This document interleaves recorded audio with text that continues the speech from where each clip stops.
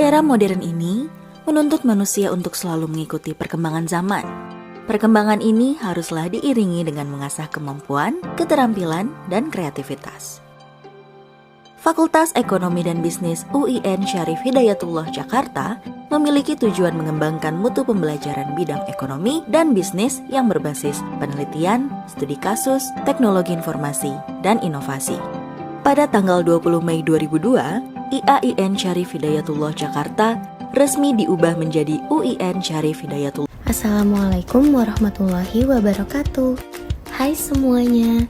Kami dari kelompok 3 akan mempresentasikan tentang sejarah Islam Bani Saljuk. Sebelumnya, perkenalkan anggota kelompok kami. Saya Talita Zahra dari kelompok 3 mata kuliah studi Islam yang akan menjelaskan tentang latar belakang sejarah Islam Bani Saljuk. Nama saya Sofi Silkia dari kelompok 3 mata kuliah studi Islam yang akan menjelaskan asal-usul dinasti Saljuk. Nama saya Muhammad Rizky Fadilah.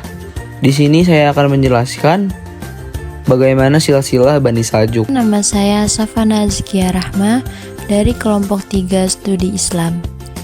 Di sini saya akan membacakan tentang kemajuan, kemunduran, dan penyebab kemunduran pada masa dinasti Saljuk. Nama saya Hikelo Kialfian dari kelompok 3 mata kuliah studi Islam akan membacakan kesimpulan tentang sejarah Islam Bani Saljuk. Okay, let's move on to the presentation. Latar belakang dari sejarah Islam Bani Saljuk. Pada paruh pertama abad ke-11, panggung sejarah kekuasaan suasana politik di dunia Islam sedang dalam kondisi krisis. Khalifah Abbasiyah hanyalah pemegang kekuasaan bayangan dan hampir seluruh imperiumnya telah terpecah. Suriah Utara dan Mesopotamia atas berada dalam cengkraman para kepala suku yang saling berperang, yang sebagian di antara mereka berhasil mendirikan sejumlah dinasti. Persia, Transoksiana, dan sejumlah kawasan di timur juga selatan diperebutkan oleh para pangeran Buahi dan Ghaznawi atau dikuasai oleh beberapa raja kecil. Dan satu sama lain menunggu kesempatan untuk saling menikam leher pesaingnya. Anarki politik dan militer terjadi di mana-mana. Hal ini diperparah dengan konflik Sunni Syiah yang semakin memanas. Kondisi dunia Islam menurut Hittite tampak semakin terpuruk, bahkan jatuh remuk. Asal-usul dinasti Saljuk. Nama dinasti Saljuk diambil dari sebuah nama seorang tokoh yang berasal dari keturunan Turki, yaitu Saljuk bin Tukok, berasal dari kabilah kecil keturunan Turki, yakni kabilah Kunuk. Kabilah ini bersama 20 kabilah kecil lainnya bersatu membentuk rumpun Oghuz. Semula gabungan kabilah ini tidak memiliki nama hingga muncullah tokoh Saljuk, putra Tukok yang mempersatukan mereka dengan memberi nama suku Saljuk. Negeri asal mereka terletak di kawasan utara Laut Kaspia dan Laut Aral. Berdirinya dinasti Seljuk tidak lain adalah runtuhnya dinasti Abbasiyah di Baghdad, yang pada masa-masa akhir dinasti Abbasiyah, tepatnya antara 945 Masehi hingga 1055 Masehi. Khalifah Abbasiyah hanya menjadi boneka dari Bani Buwaihi, yang artinya dinasti Buwaihi menjadi penguasa de facto atas wilayah kekhalifahan Abbasiyah. Sedangkan Khalifah Abbasiyah di masa itu hanyalah penguasa secara de jure. Saljuk dikenal sebagai seorang orator ulung dan dermawan, oleh karena itu ia disukai dan ditaati oleh masyarakat. Di lain pihak, istri Raja Turki khawatir jika Saljuk melakukan pemberontakan. Karenanya ada rencana untuk membunuh Saljuk secara licik, dan Saljuk sendiri mengetahui rencana jahat tersebut. Lalu ia mengumpulkan pasukannya dan membawa mereka ke kota Janat. Mereka tinggal di sana dan bertetangga dengan kaum muslimin di negeri Turkistan. Maka ketika Saljuk melihat perilaku orang Islam yang baik dan berakhlak luhur, ia akhirnya memeluk agama Islam dan kabilah Oghuz pun akhirnya memeluk Islam. Silsilah Bani Saljuk. Yang pertama dimulai dari Saljuk Ibnu Tukok memiliki 2 orang putra, yaitu Mikhail dan Arselan Paigu. Namun, dalam literatur lain disebutkan bahwa Saljuk memiliki 4 orang anak, yaitu Arselan, Mikhail, Musa, dan Yunus. Selanjutnya Mikhail memiliki 2 orang putra, yaitu Çağırbek Daud dan Tugrilbek. Çağırbek Daud memiliki 2 orang putra, yaitu Ab Arselan dan Kawat. Arselan memiliki 2 orang putra yaitu Malikyah dan Tutus. Selanjutnya ada Malikyah memiliki 4 orang putra yaitu Bargiyaruk, Muhammad, dan Sinyar serta Mahmud. Selanjutnya, periode keemasan dinasti Saljuk tahun 1063 sampai 1092 Masehi. 1. Dinasti Saljuk di era ALP Arslan tahun 1063 sampai 1072 Masehi. Pada masa ALP Arslan, ilmu pengetahuan dan agama mulai berkembang dan mengalami kemajuan pada zaman Sultan Malik Shah dan dibantu oleh Perdana Menterinya Nizam al-Mulk. Perdana Menteri ini memprakarsai berdirinya Universitas Nizamiyah tahun 1065 Masehi dan Madrasah Hanafiyah di Baghdad. Hampir di setiap kota Irak dan Khurasan didirikan cabang Nizamiyah. Menurut Philip K. Hitti, Universitas Nizamiyah inilah yang menjadi model bagi segala perguruan tinggi di kemudian hari. 2. Dinasti Saljuk di era Malik Shah tahun 1072 sampai 1092. Pada masa Sultan Malik Shah, wilayah kekuasaan Daulah Saljuk ini sangat luas. Membentang dari Kasgor, sebuah daerah di ujung daerah Turki, sampai ke Yerusalem. Wilayah yang luas itu dibagi menjadi 5 bagian. Yang pertama, Saljuk besar yang menguasai Khurasan, Rai, Jabal, Irak, Persia, dan Ahwaz. 2. Saljuk Kirman berada di bawah kekuasaan keluarga Kowrubek Ibn Daud, Ibn Mikhail, Ibn Saljuk. 3. Saljuk Irak dan Kurdistan. Pemimpin pertamanya adalah Mughris dan Aldin Mahmud. 4. Saljuk Syria. Diperintah oleh keluarga Tutus Ibn ALP Arslan, Ibn Daud, Ibn Mikhail, Ibn Saljuk. 5. Saljuk Rum. Diperintah oleh keluarga Kultumis, Ibn Israel, Ibn Saljuk. C. Kemajuan peradaban di era dinasti Saljuk. Pertama, sistem politik dan pemerintah. Yang kedua, perluasan wilayah. Yang ketiga, kemajuan ilmu pengetahuan.